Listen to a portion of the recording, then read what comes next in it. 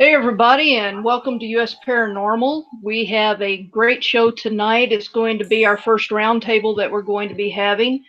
Um, we have with us, of course, Aaron, my sidekick that we get into all kinds of trouble with. And then we also have Justin Brown. Hi, Justin. How are you tonight? I am fine. Thanks for asking. Thanks for having me on.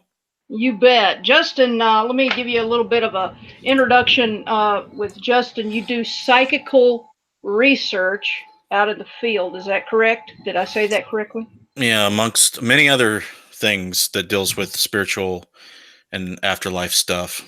Right. You're a paranormal researcher. You're a photographer and an independent filmmaker. Um, you're based out of Hillsboro, Ohio, and you guys have been having some storms come through there lately, haven't you? Yeah, it's been wet Yeah, frequently. yeah. Um, you're also the founder of Interface Death, and you also host the Supernatural Symposium. You're a radio talk show host and producer at Necromancer Live Show.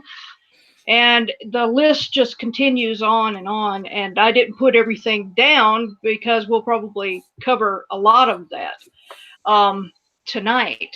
Well, Also, we're just going. let's put a pause on Star. You bet. Justin, would you explain to the viewers who don't know what uh, your research is? Well, primarily what we try to do is we focus in on certain aspects of what you would call paranormal research, like EVP, any type of voice phenomena, psychokinetic phenomena. We try to do data acquisition for parapsychological, you know, uh, scientific research. Some would call it pseudoscience, but that's debatable. We do our own thing when it comes to trying to see how applicable the scientific method is to anything in the paranormal. And this could be a wide spectrum. It could be cold cases, missing people. It could be helping people in their homes with alleged hauntings. It could be going to a very well known haunted location, validating whether we experience anything. And if so, is it anomalous or can it be explained otherwise? We reach out to the community for education. We learn, we do live shows. The Supernatural Symposium has been down, but we have 4 episodes of that. And we get a skeptic, a psychic, and a paranormal researcher on the show. And we debate paranormal topics, which was interesting. I would urge you guys to check that forum out. And I do blog shows. I get on there and talk about topics that my Patreon supporters vote for. And I want to hear opinions from everybody else. People get on there and tell me what they think.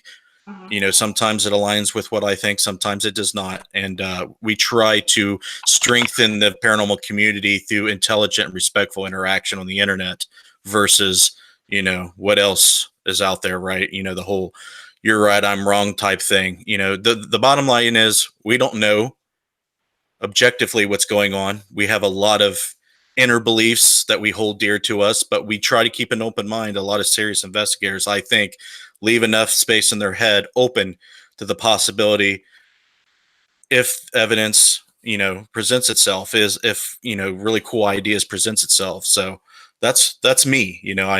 I love photography and filmmaking. That's my day job, but it carries on over into the paranormal. We do documentaries on the investigations we do.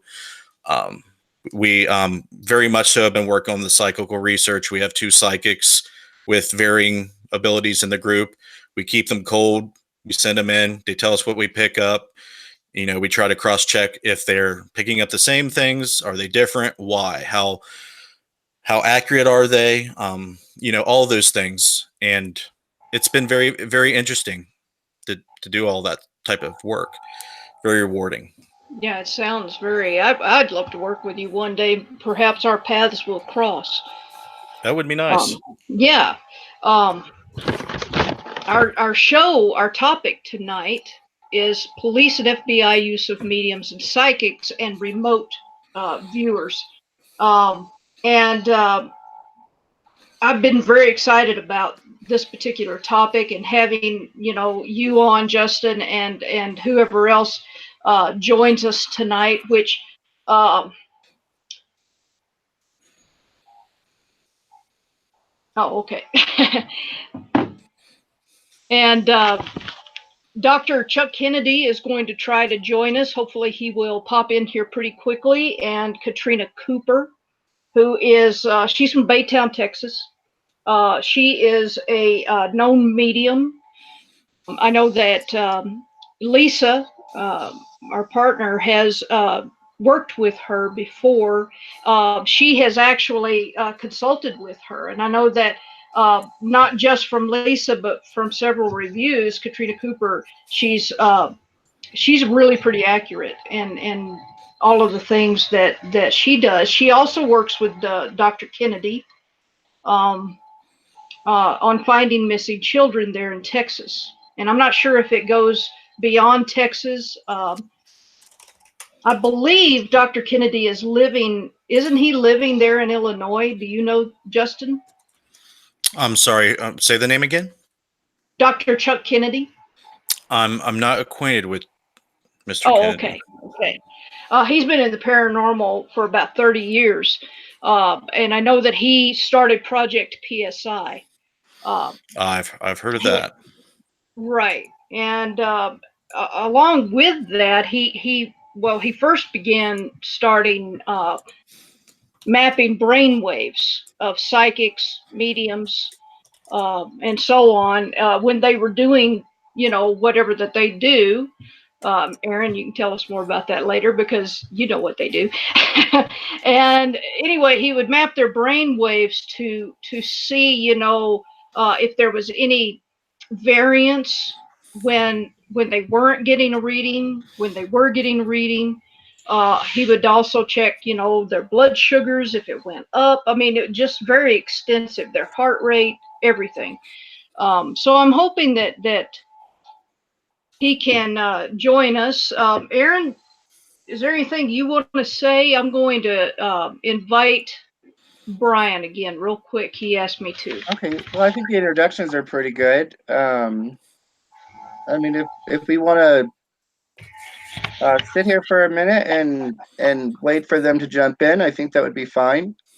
Okay. But to like Darset, tonight's roundtable is the discussion on psychic detectives and police use of mediums, clairvoyance, and other forms of sensitive in solving things like cold cases, missing persons, murder mysteries, so forth and so on. Hello, Brian. Hello. Sorry, Hi, Brian. Hi, I just got connected to Google and Hangouts. I was not a member until just now. That's okay. Welcome.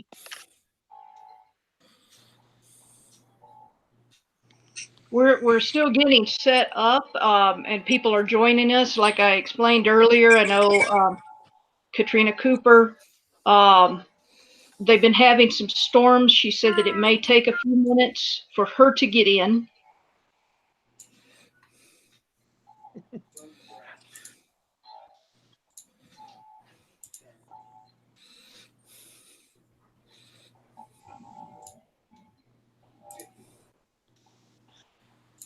This isn't your sister.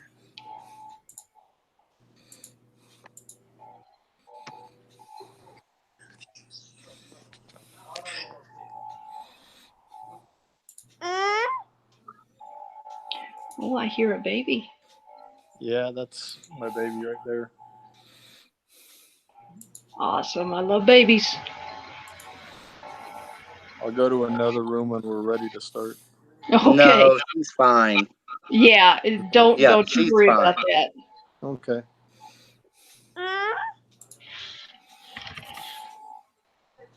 I kind of like to hear the cooing. Yeah.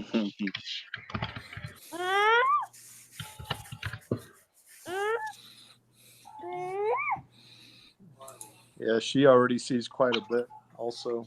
I think most babies do. Oh, yeah. I think she sees more than most.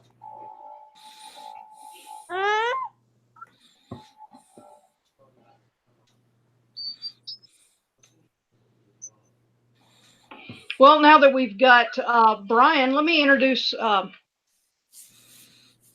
Brian a little bit. You're former military, is that correct? I'm still military. Still military. Awesome. What branch? I'm in the Air Force, and I've got Very cool. over 30 years in.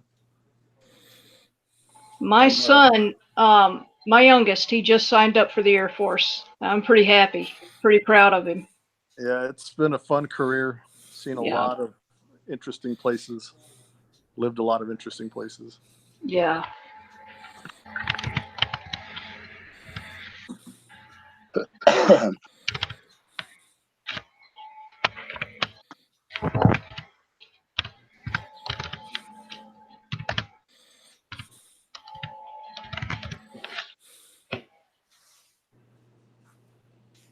So is this something that you all do on a regular basis?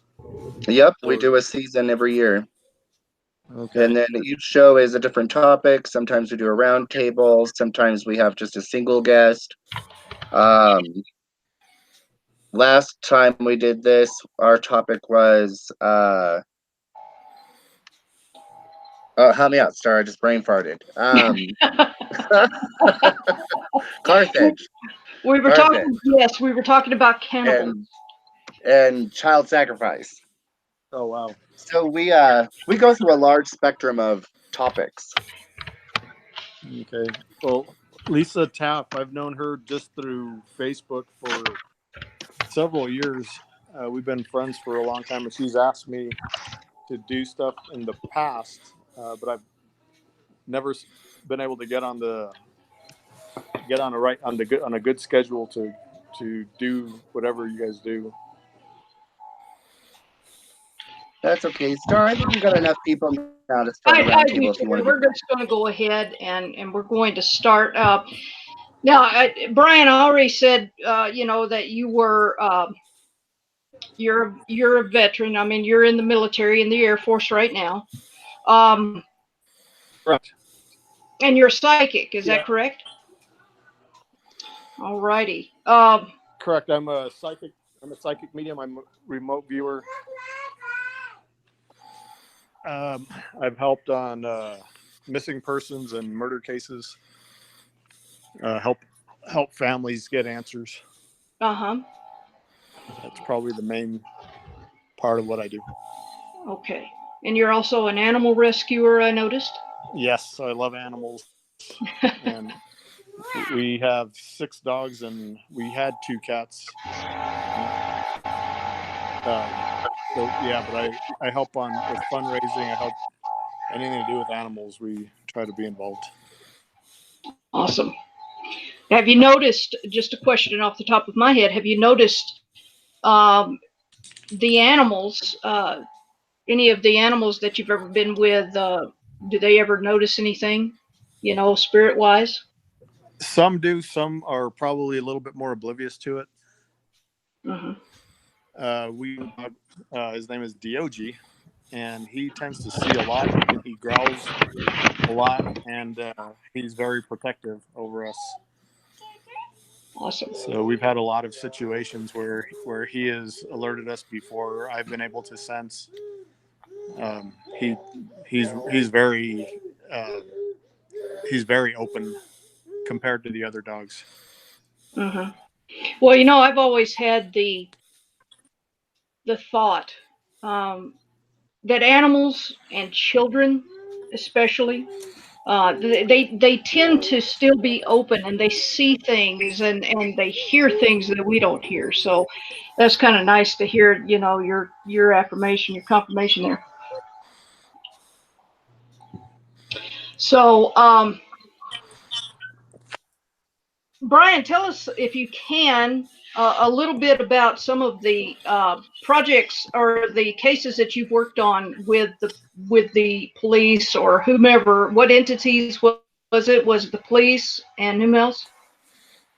Well, one of the ones here in Albuquerque that I gave information on, and it made national news. And I try to keep my name out of a lot of what I do. As far as getting publicity, I don't want my name out there. especially dealing with murder cases, because I do not want retaliation against my family. One of the ones, Right. there's the one that made national news is a 10-year-old girl named Victoria Martins. She was butchered and burned by her mother, her mother's boyfriend, and the boyfriend's cousin. And you can look her up.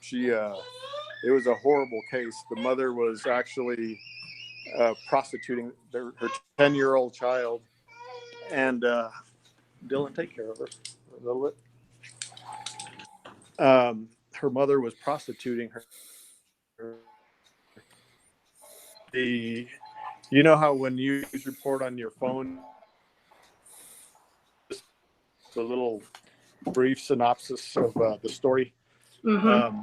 Anyway, I was coming off the flight line with one of my fellow pro supers, and that little news flash popped up on the top of my phone, and that's all it took. I was flooded with images, with a lot of empathic feelings, and by the time I got back to my office, I was shaking. I was visibly, I was a mess. My commander, she's a captain, and my first sergeant, they were both in her office. I walked past the office, and they both saw that I was shaken. And they came into my office. They were asking me what's wrong, and I couldn't really talk. I called one of my friends who's a homicide detective, and I put my phone on speaker, and I started when we started talking, I started telling her all I was seeing, and she was not one of the detectives on the case, but she knew a lot of the details that were not published, and I started giving all the details that I was seeing. I was seeing the mother sitting on her little girl's legs. I saw her cut the sign of the cross into the lower abdomen of the little girl, and I was giving all these details on the crime. The mother is the one who did the majority of this disgusting of just the brutal crime. The mother did almost everything.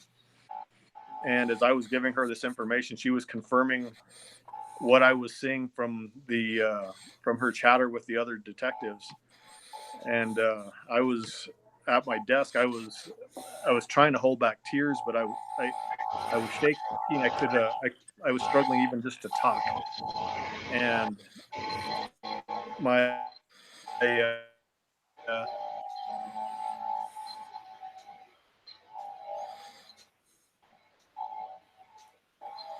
Brian, you there?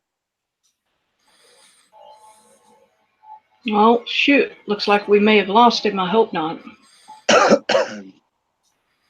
He'll come back. Oh, Gotta yeah. roll up. Maybe not. We I did lose will. him. I think we did. And right in the middle of that story. Right. Well, let's shoot him another invite, and while we're waiting, let's discuss what Yes. just a bit about what he was talking about. Oh. Okay. Yeah, I'm shooting him that invite right now. Alrighty.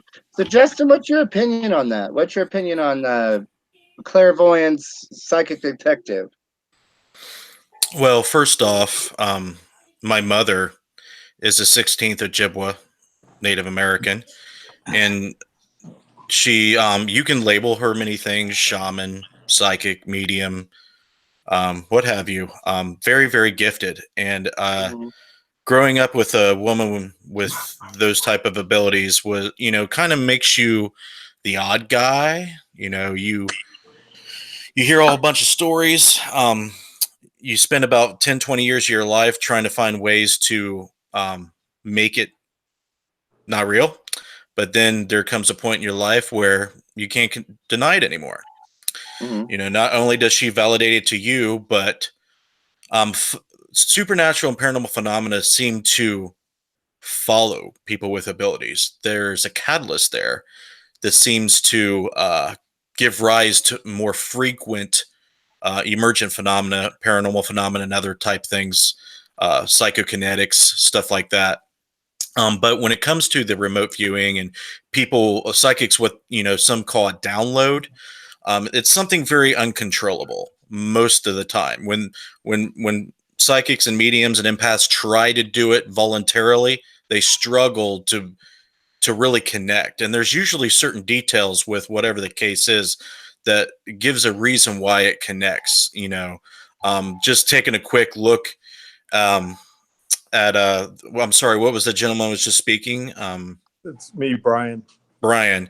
Yeah, Sorry, I Brian. lost the Brian. call for some reason. Yeah, yeah, that's okay. But Brian, to me, seems like his empathic abilities are pretty high up there. And when it comes to the abuse of children, it really connects with him. So I'm not surprised that happened, and I do believe that people have abilities to connect with that. And I love to think about how that's possible from not only a science point of view, but from philosophical and non-materialistic types of points of view. I research and study everything there is, because obviously science doesn't know everything about the universe. So any chance I get, I try to learn, what I can, and I'm very open-minded about those type of things. I'm eager to hear more about how he was able to help with the case. So, Right. Yeah, Well, Brian, welcome please. back, Brian. I don't know what If happened. you I would was like talking to and it just continue went with away. your story, we'd love to hear the rest of it. Well, as I was saying, I was giving information. I was giving details on the cuts. I was seeing the mother actually start cutting the arms off the little girl, and so all the details I was giving, everything. I not only was I seeing it, but I was also feeling it on my body. I was feeling the pains in my shoulders. I was feeling it, the sign of the cross on my stomach, and my first sergeant, as the detective was confirming the details, and keep in mind that the detective could not give me any information because this was a brand new case. It was just opened, so she couldn't even say anything. All she could say was, yes, that's happened, or yes, that's what we're seeing, that's what we're finding. But my first sergeant actually got so sickened that he stood in the doorway and he shook and he had to leave back to his office. My captain, she was sitting on the couch in my office, and as I'm describing this, she just starts bawling. She's crying as to all the details I'm giving. She's also crying because she's a very good friend, and she's seeing me that I'm literally shaking at the table, and I can't even I can't. I was struggling with my words because everything was just. I felt sick to my stomach. I got like a dizziness, and I just was not feeling good as I was getting all this information or giving it to the detective. And I actually ended up, when I came home that night, I was completely wiped out. I fell asleep for about 4 hours, and when I woke up, I still felt sick. I had to call into work for the next 2 days, and I ended up getting like really sick, where I ended up not going to work and just staying in bed, just completely a complete disaster. And there was well, do you have any questions on that? Because there's another one that I worked on also. I have a question. Yes. Do you know if this woman was Hispanic?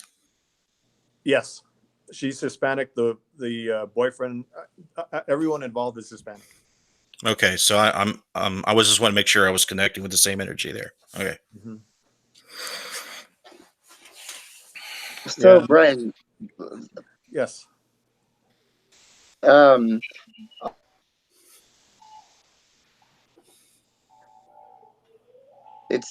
Did I freeze? Okay. Yeah. Obviously, there's not a lot of positive review of the psychic detective. Have you come across any negative pushback? People claiming that you're doing cold reads, or just the general basic line information? Or I mean, have you come across any kind of pushback like that while working with detectives and police?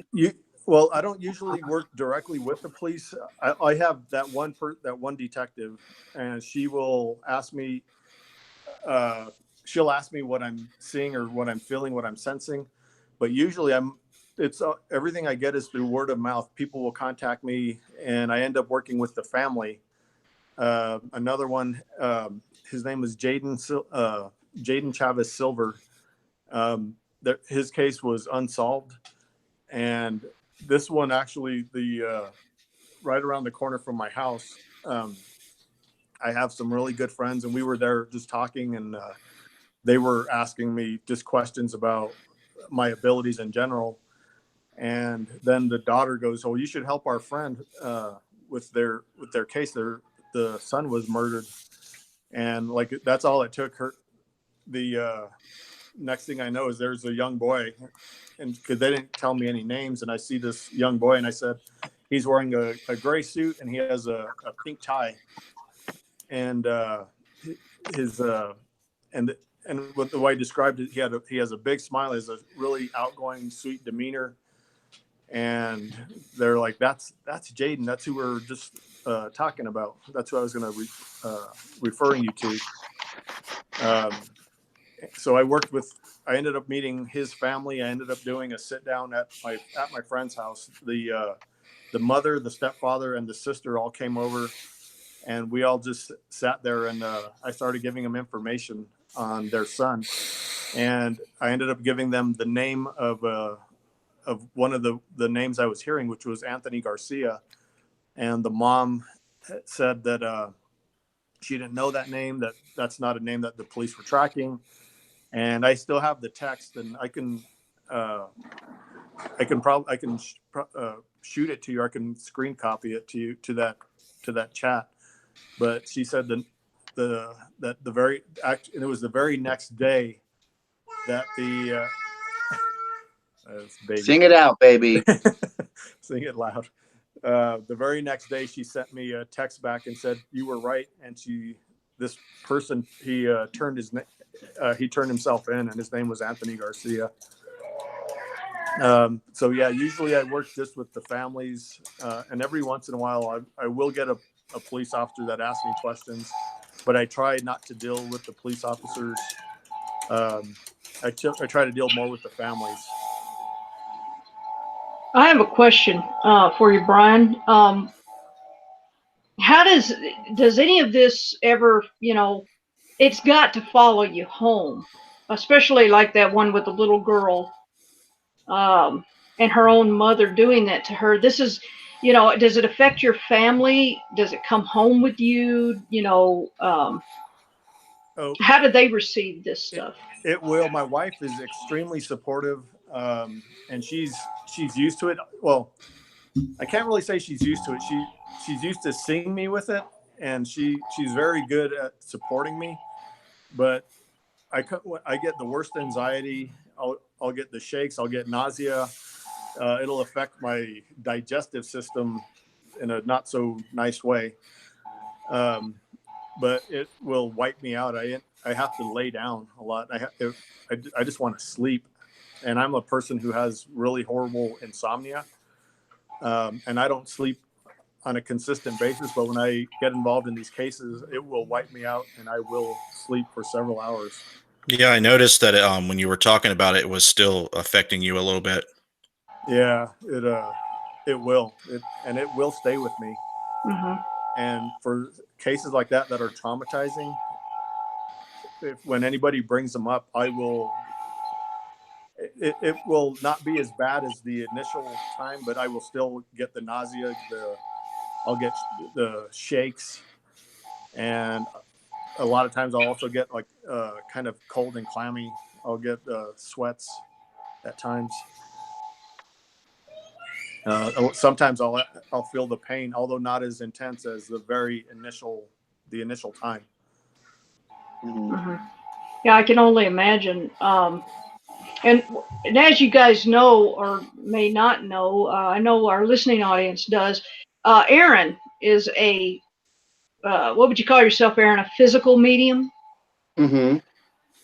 Tell us a little bit about that and how that differs maybe from what remote viewing.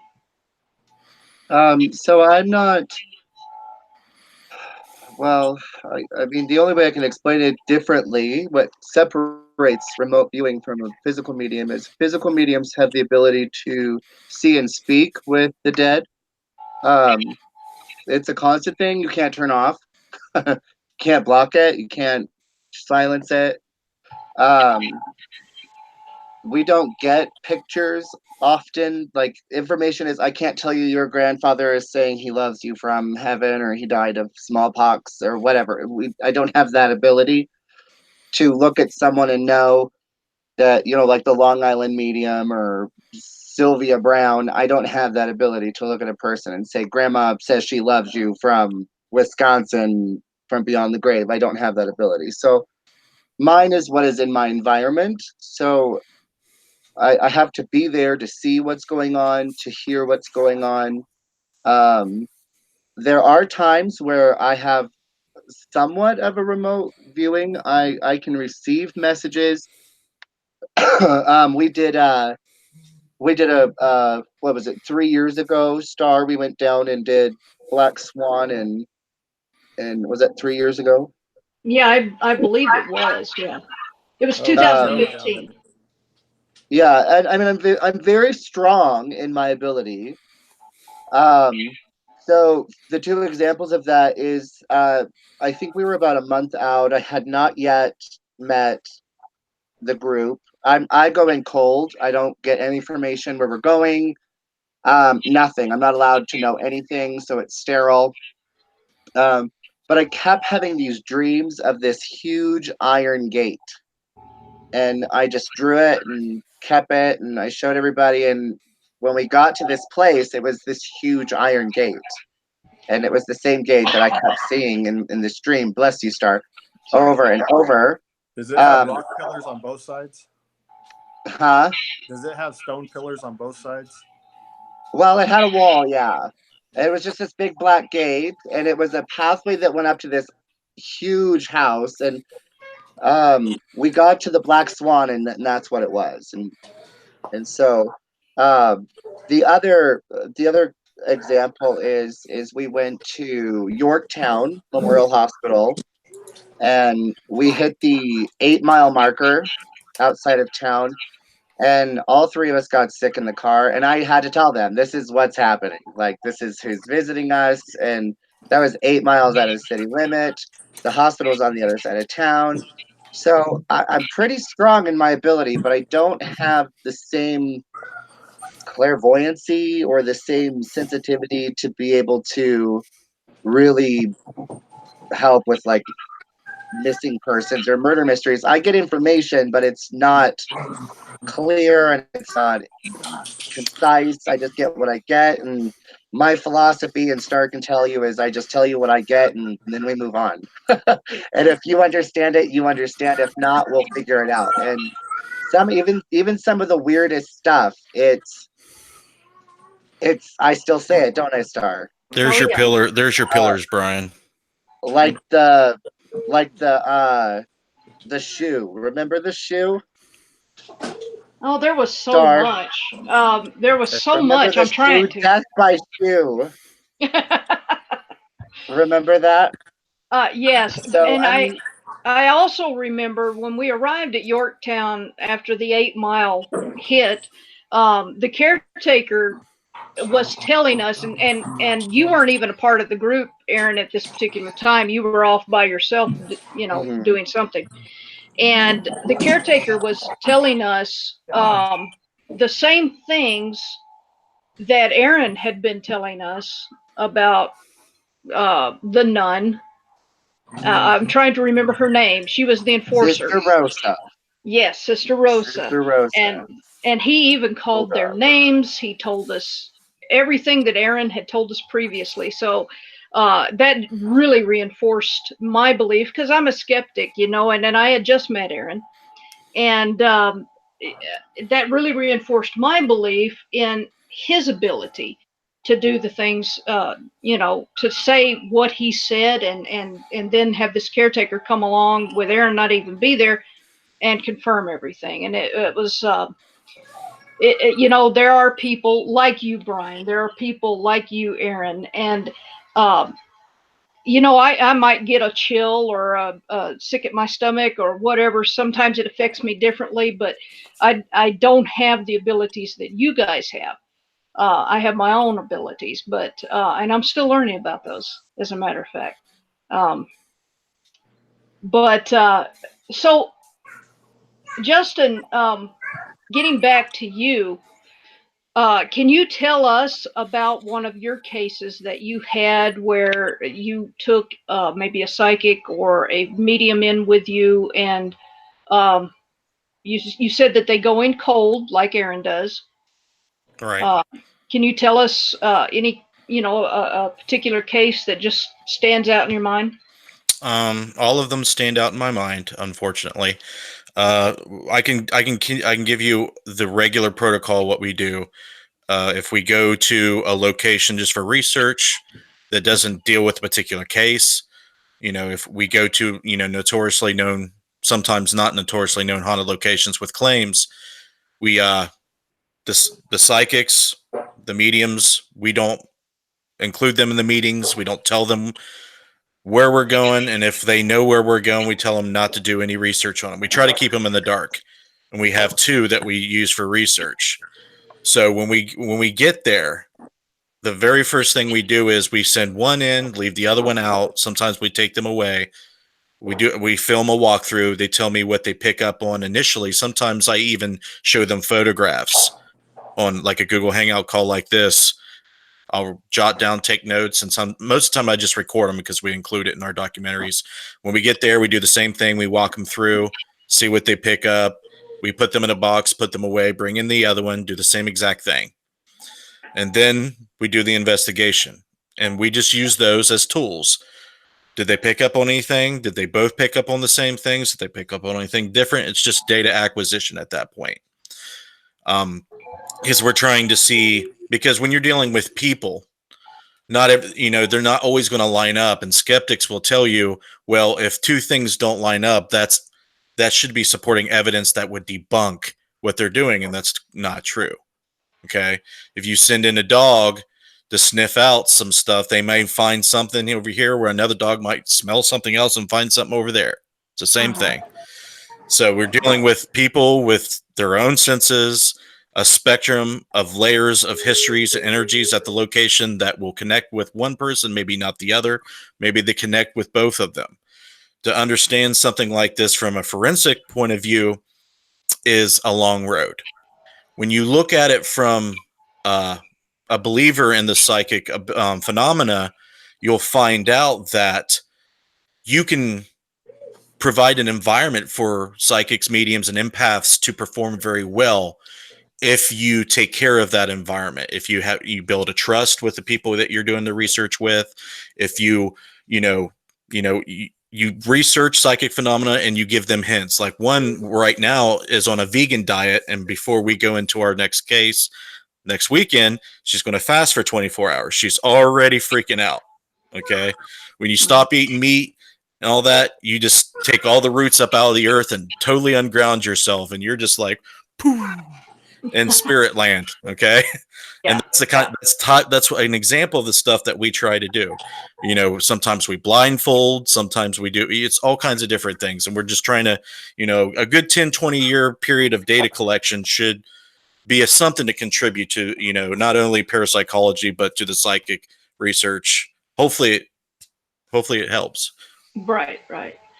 As you guys both probably noticed, and everybody else, we have lost Aaron, and he just texted me that his computer just crashed, just completely went dead. He's trying to do a reboot, so hopefully he can come back and join us for the rest of the show.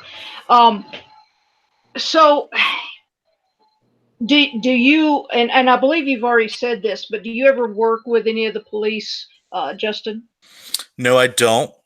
I have talked to people that do. The only one that I know personally that does is Robbie Thomas. You guys probably have heard of Robbie. He's from Canada. He's an author, and he does work with police, but I don't know the details. But what I do know is pretty much what Brian was explaining. They never hit they never hit their names. Usually, don't hit the case files. Mm-hmm. They just anonymously use the leads that they provide when they're stuck, when they need to reach out. Okay. Right. Some detectives are open-minded to, if you got a mutilated high profile case that you need to find a suspect and get, get the case moving, they'll do anything. Okay. Mm-hmm. They're people, even I believe everybody's psychic. I believe everybody's empath. To what degree is the question. Okay. There's already empirical evidence that explains how, if we're speaking together, we can respond faster than our brain can process it. And that's precognition. That's empirical evidence of precognition. Okay. Mm-hmm. So materialism will try to tear it down every time parapsychology comes along and gives you evidence, they'll tear it down. But with that being said, they're just like us. They feel sorry for these people. They want justice, and they're not going to turn away anybody that can help them. But here, this is, I think, I don't know, Brian can tell me if I'm right or wrong on this. If someone comes in and says, I can tell you where a body is, I can tell you who killed this person. Prosecuting an opposing prosecution may use that against someone like Brian. Okay. How does he know this information? Is he guilty of something? Does he know? Is he in cahoots with these people that done this? They can spin that in court. Mm-hmm. So there's no way anyone should be on any case file. It should be completely under the wraps, just for just that reason. There's other reasons too. Like he said, I mean, you need to protect your family. There's other crazy people out there that may have abilities, that may see Brian doing this work and want to attack him remotely. There's a host of reasons why you should stay anonymous. Right. Absolutely. Yeah, I see that. Do you have anything you want to say to that, Brian? Well, usually when, exactly like you said, when I'm helping on a case, well, I get a lot of requests to help find missing people, and it's usually the people who ask are they have zero connection to the case. They have zero connection to any investigator. They basically see a case that touches their heart. They want something to happen, and I don't help with those cases. The only ones that I help with is when people have a direct tie to the case, either to the victim or to someone who is actually involved in trying to find the evidence. For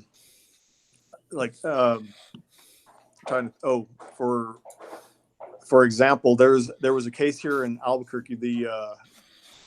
I got asked. This was my niece who she sent me a text. She asked if I could help her. This was her then boyfriend. It's her husband now. His aunt went missing, and she asked me if I could help. And I asked her to send me a picture. But before she even sent me a picture, I already saw the lady standing right next to me, and I was able to give through my niece. I was sending her the information I was getting, including mile markers where she was relaying back to the family. This lady had been missing for 4 days already. And through being able to give the mile markers, I gave a mile marker. And then this was probably about 2 or 3 o'clock in the morning. And this is a particular night where I didn't get any sleep. So about 2, 3 o'clock in the morning, I heard the 1 mile marker. And then about 6 o'clock in the morning, I got a completely different mile marker, which I relayed to the family. This was on a Saturday night going into a Sunday morning. And so I gave all this information to my niece, and I actually had to look up these mile markers to see where they were at in compared to my city. And so I started, when I gave the information the next morning, I had to go give some of my friends a ride to church. So anyway, we're in church, and this lady is standing next to me in church, the missing lady, and I heard her say, "Oh, this is a nice church," and I can see her looking around, and she said that her granddaughter had always told her about this church, and then so like after church, and I'm going without sleep, I had told my friends we have to go out, and I had already explained it to them before, as soon as I picked them up, because when they got into my truck, they looked at me and they said I looked like death, for one, because I hadn't slept.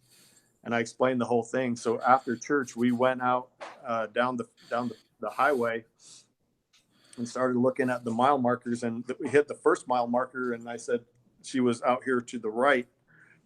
And as we kept going to find the second mile marker, as soon as we went over the hill, I saw a bunch of cop cars. The lights were all on. And as we were coming up, even with where all the cop cars were at, I looked over, and the mile marker was the mile marker that I had relayed to my niece, which she relayed to the family. And so I get there, and I had to circle around, and the first person I spoke to was actually a deputy. And I explained who I was, and the deputy was very positive. She said, "Oh, I've always been interested in psychics." So she was very supportive, and she started directing me to the family. And the first person I came up to was the granddaughter, and I didn't know her at the time. I told her who I was, and I gave her the information. Oh, sorry, I got to step back to that deputy. When I told the deputy what I was seeing, and I told her about the mile markers, and she said, she goes, "That makes a lot of sense, because the area where she was found was searched the day prior, and she was not found there." So she said the body must have been moved overnight, which they confirmed later on that the body was moved. And the mile marker that I initially gave was down that mile marker was where they feel the incident took place, which is where the people still live. So anyway, the deputy confirmed that the body had been moved from one mile marker from one area to another, and that's where they found the body. And then because of that, I became friends with the family, and I went with one of my other friends who has abilities as well. I brought her into this, because usually when you have two people with abilities, you tend to be like amplifiers. You'll both see and hear a lot more. So they asked us to go to the house to give them more information.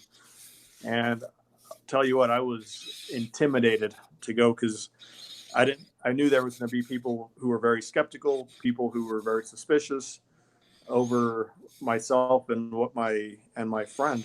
And we got there, and I counted the cars as we were pulling up the road that were all parked in this kind of rural area. And there were 18 cars there, and there were over 20 people, family members and friends that were there waiting to talk to us. And I was intimidated. I was nervous. I was like, please don't fail me. I was afraid I was not going to be able to give them any information. And as I kind of calmed down, as the family, we had a lot of small talk first, and the family put me at ease. And so I started telling them what I was getting, and I started giving names, and they knew all the names I was giving them. And I don't usually get a first and last. I'll get usually either a first or a last. It's very rare to actually get both. The one case where I had given you that I spoke about a little while ago, where the mother sent me the name of that person, I had actually was able to give both names on that case. But it's rare to actually have a full name. And they knew exactly who I was talking about, because that's who the family knew the family knew all these people were involved in this missing person turned murder case. So Have you ever come under suspicion by? No. Okay, good. No, I haven't. Some of the cases I've helped with are in other states, and they know that I wasn't in the state that I'm I'm at work a lot. I work a lot. My hours are long at work, and I don't take leave very often from the military. So it's verifiable that I'm at work when a lot of this stuff happens, or here in my town. So. Okay, so I'm going to take the subject and we're going to shift it. Let's talk about the scam artists and the attention seekers. I don't know what you want to call them, but the ones who claim to know many things.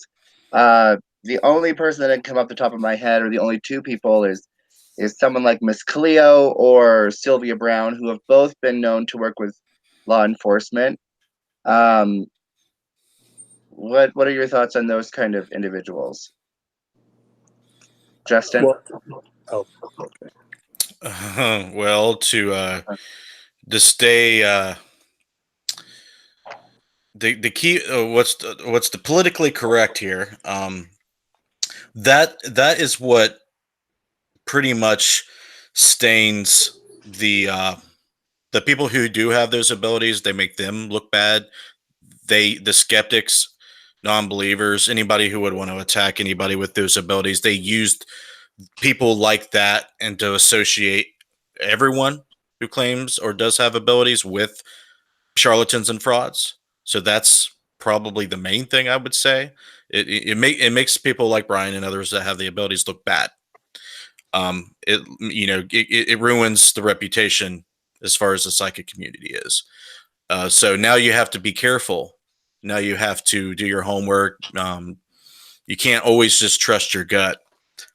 People who aren't intuitive can just take someone's word for it. If especially if they become high profile, they got books, they got TV shows, they're high profile. Boom! All of a sudden, they're frauds. So, right, and I agree, like Sylvia Brown. Yeah, in my experience, that a young man had died, and he showed up 10 years later. Right. In my experience, the truly gifted ones, the ones that really do good work, are gifted. They stay in the shadows. If everybody's out there blowing their horn and putting themselves out there, that is the reason why they're doing it, for the ego. The ones that aren't driven by ego don't seek that. They don't want that, and for good reason. So, that's just human nature. That's stuff that we have to deal with, and hopefully shows like this can help educate people and make people think a little bit more about how they view psychics, mediums, empaths, and people with metaphysical abilities. And what about you, Brian? What are your thoughts on that? Well, I know who Miss Cleo is. I've never listened to her. I've never paid attention to her. Sylvia Brown.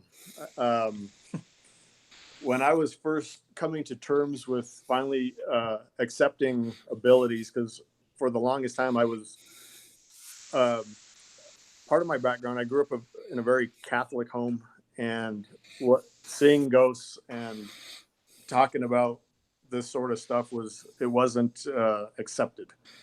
Although my parents liked ghost stories, they didn't like me saying, "Oh, there's Grandpa right there." And so I basically had to live in silence growing up. I also had a mother who would sprinkle holy water on me as when I started telling her stuff. And my mom always saw it as something kind of dark and demonic. And so I grew up terrified of it.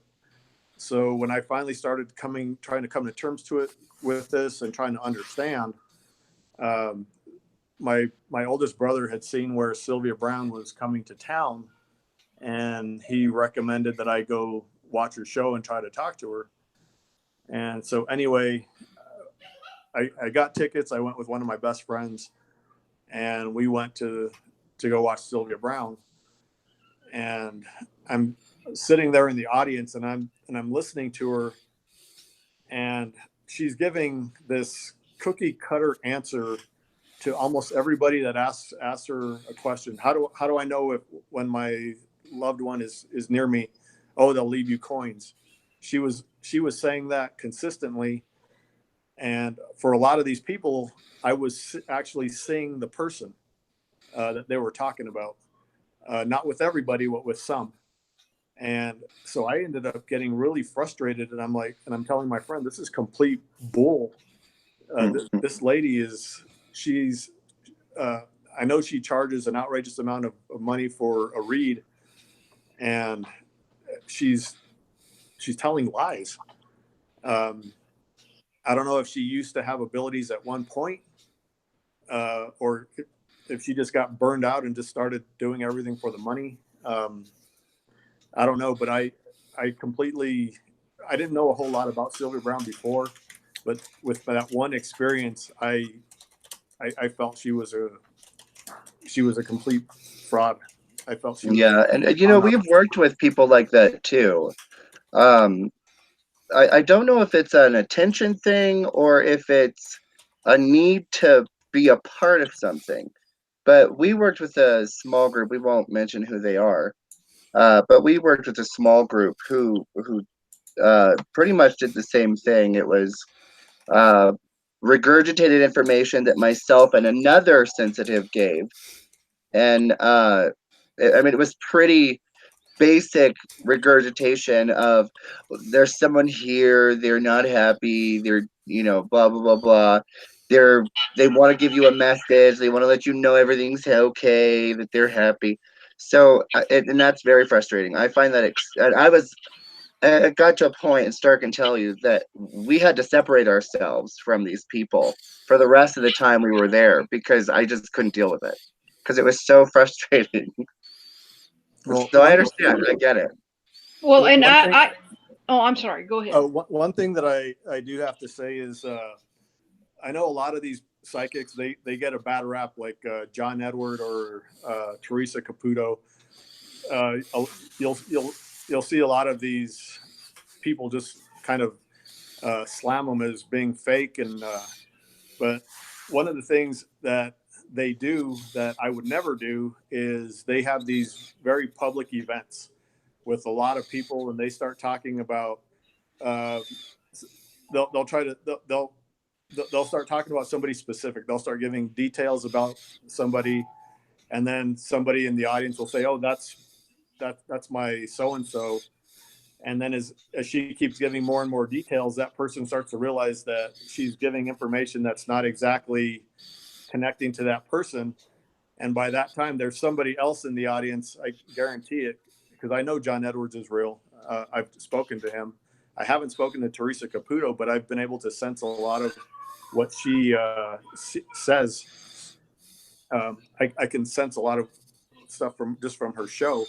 But by the time she's giving the information, and this person kind of says, "Well, that's not true. She's making stuff up," and then you have another person who they're starting to realize, "Well, that sounds like more like my relative," and that person at that point doesn't want to raise their hand and say that they're with me, because she's directing everything towards the other person. So I know that's happened with John Edwards and with Teresa Caputo, where they end up coming out of their thing, and people are saying, "Well, that they're fakes, they're frauds," and I know those two are not. I know those two are genuine, and it's because of events like that where it kind of puts a bad taste in some people's mouths, because they'll see them as not being as accurate, or they'll see them as fakes altogether, when just because the read isn't going right, and it has to do with that public event. So, Star, what is your opinion on it? As a skeptic, what is your opinion on it? Well, as a skeptic, I'm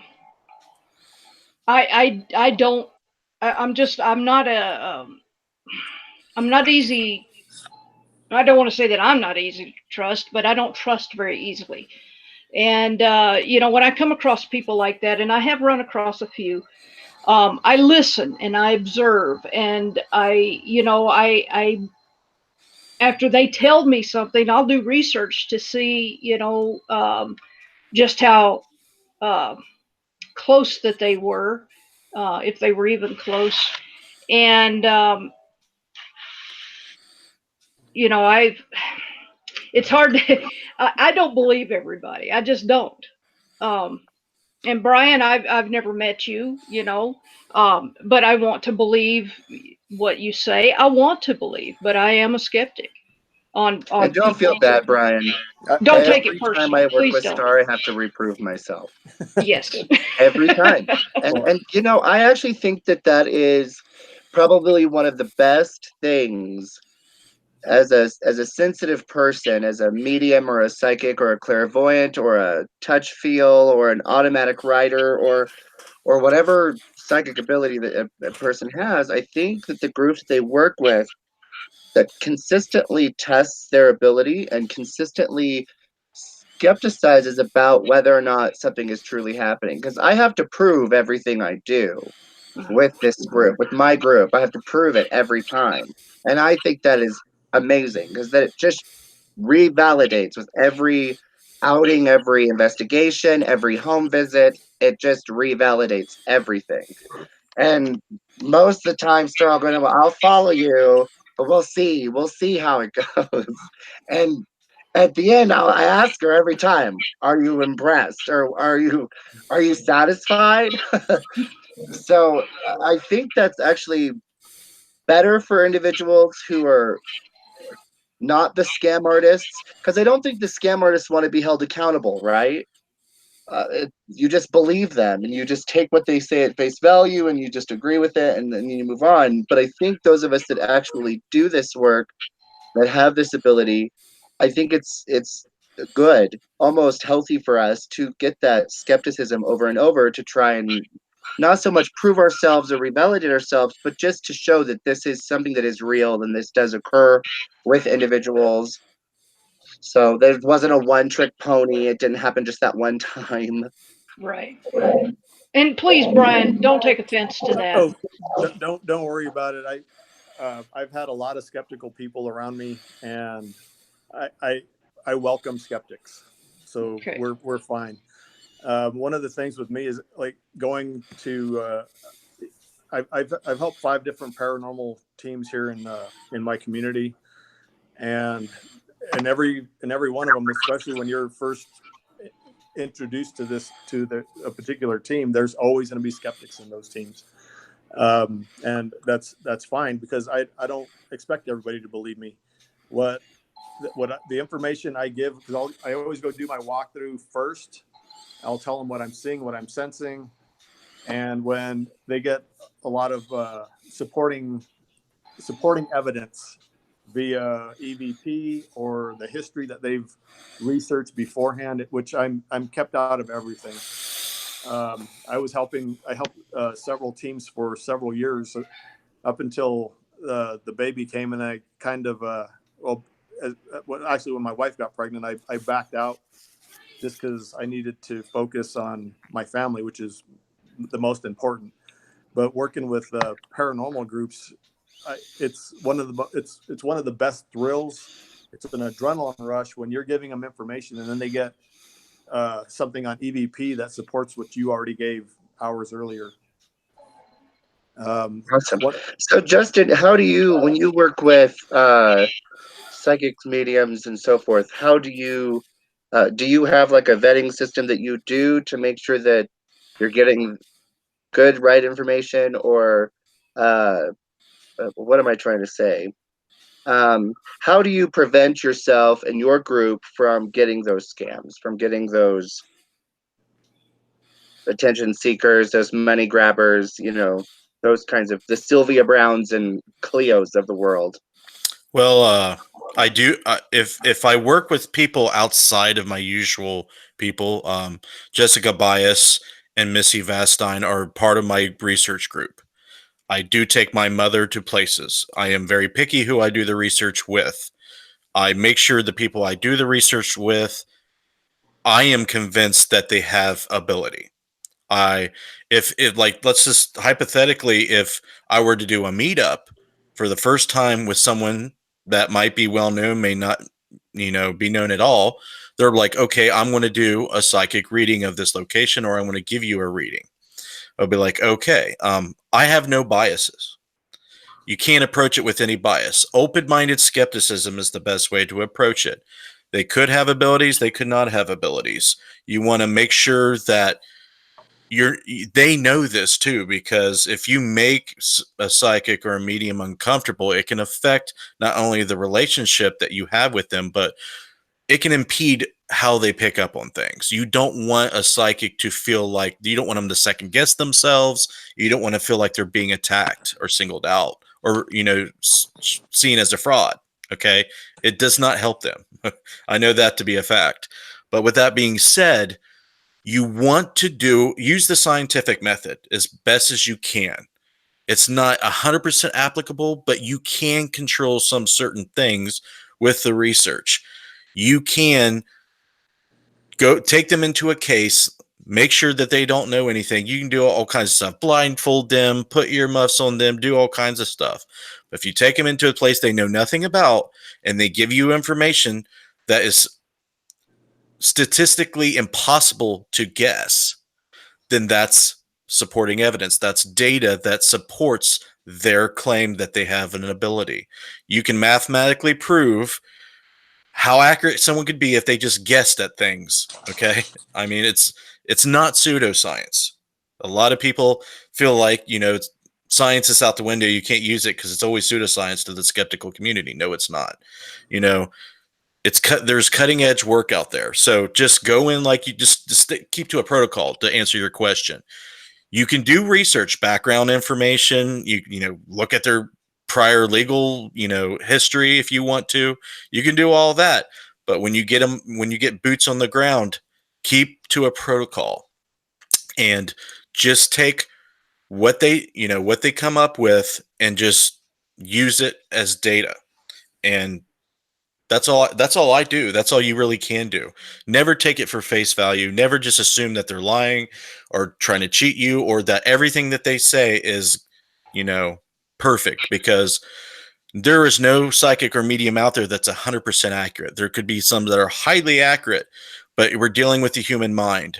Good psychic mediums will know how to separate imagination. If they're trying to reach for information, that's when imagination can start seeping in. Soon as you hit that roadblock and what you're picking up, you stop. They stop telling you things. If they ask a question, good ones will just tell you, I don't know anymore. And when I coach my psychics and mediums, that's what I, enforce all the time. If that's it, don't try to reach for anything. I like that. And then no matter how obscure, just give what you're given. A lot of the things that you pick up is if it's really weird and obscure, it doesn't seem like it means anything. That usually is the best data. Yeah. And I agree. Totally agree. Yeah, I agree with that. My favorite story is the frickin' shoe with our group. We did this hotel. What was it called? Oh, Lord. I can't remember the name of it. Well, we did this hotel and I did a walkthrough. And we were having lunch and we decided to do a walkthrough because that's just the kind of people we are. And I met this gentleman in a hallway who kept telling me how horrible his death was and that he had died from a shoe. The Sheridan Inn. That's what it was, the Sheridan Inn. And he had died from a shoe. And I was so confused. And I didn't want to say anything, but I did. I told them, okay, so this guy says he died from a shoe. I don't know what that means, but he was killed by a shoe. Who throws a shoe? And then, right. So I was like, whatever, okay. Well, the lady that was giving us the tour was confused. She thought I was probably on crack. And then Star came out and was like, yeah, this guy died from a shoe. Is this it on my screen, the Sheridan Inn? Yeah, that's it right that's there. it. That's a cool place. Where's that at? It's in Sheridan, Wyoming, Brian. Mm-hmm. Okay. Yeah, it's a beautiful hotel. I don't know much about the history of it, but it's beautiful. Yeah, Buffalo Bill Cody built that. Yeah, it's beautiful. It's a beautiful hotel. But yeah, some guy died there from a shoe, and apparently he had absorbed arsenic from the bottom of his feet. Right? Wasn't that the? Yes, it had been put into his shoe and or his shoes, and then when he was wearing them, of course, your feet sweat, and it just absorbed right into his feet. And then he died of arsenic poisoning. So it's just weird and obscure information. So I'm like, yeah, it's a shoe. So, yeah, I Can't stop agree. Even if laughing. it's the craziest, don't be afraid to give it. My philosophy is give what you're given. Mhm. And so, and when it's over, you just got to be honest and say that's it. I got no more. Well, we're coming to the end. Any final thoughts? Justin, I don't know if you're a dad. Do you have any kids? Yeah, I have 3. Okay, so Brian and Justin, I want to wish you a happy Father's Day. Thank you. Thank you. I have 3 And we also. appreciate you guys coming on the show, even with it being Father's Day. Mhm. Thank A you. lot of good information, I think. And Brian, I really enjoyed the stories you told. Justin, I really appreciate your insight with the parapsychology side of things. I don't venture much into that side, so it's very refreshing to hear new stuff. Mhm. Star, do you have anything else? No, just happy Father's Day for me also, to you guys and to whoever is listening tonight. And just really, really appreciate you guys being with us. And wouldn't it be a kick in the pants if we could all get together sometime and do some research ourselves together? That would be awesome. Yeah, yeah. Well, you Any final guys thoughts from either of you? feel free to reach out with, to me. A lot of the shows I do, I have guests and hosts, contact me for insight and feedback on things. So feel free to do that. Feel Yeah, free to. Justin, send us a link and we'll add it to our description. Okay. Yes.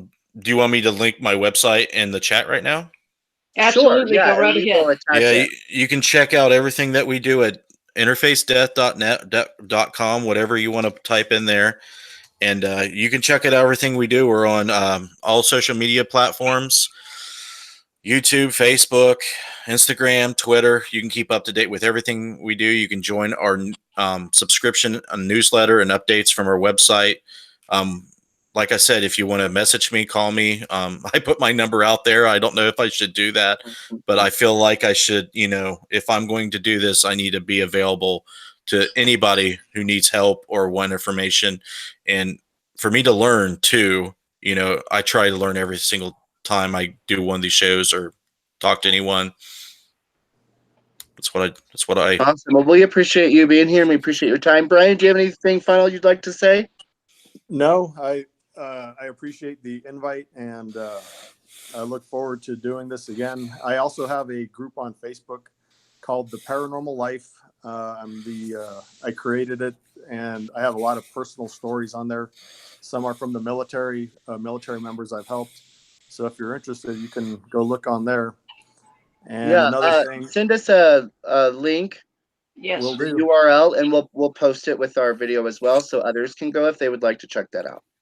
All right. All And right. another thing is I don't believe in charging to help anybody.